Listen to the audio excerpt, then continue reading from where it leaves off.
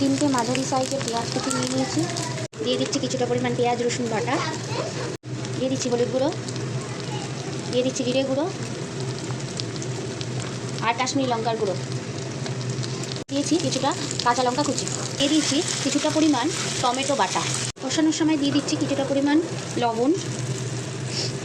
এবার মশলাটাকে ভালো করে কষাতে হবে যতক্ষণ না পর্যন্ত মশলাটা থেকে তেল ছাড়ছে। আমার তরকাটা কিন্তু সিদ্ধ হয়ে গেছে আর এদিকে মশলা থেকে তেল ছেড়ে দিয়েছে।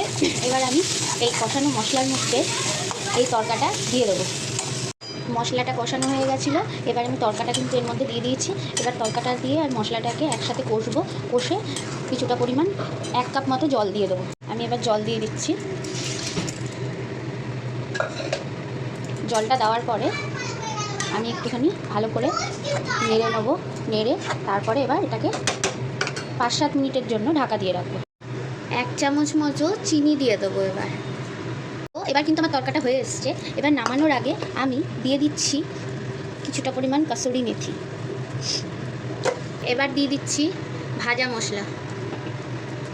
আমি আরেকটা সসপ্যানের মধ্যে একটু ডিম ভেজে নিচ্ছি। এবার ডিমটা ভাজা হয়ে গেলে এই ডিমটা তরকার সাথে মিশিয়ে দেবো। ডিমটা আমি এখানে ভেজে গুঁড়ো গুঁড়ো করে নিয়েছি। ডিমটা তরকার মধ্যে ঢেলে দিলাম। তৈরি হয়ে গেল ডিম তরকা। এবার কিন্তু তৈরি হয়ে গেল গরম গরম ডিম তরকা। রেসিপিটা ভালো লাগলে অবশ্যই লাইক আর কমেন্ট করে দেবেন।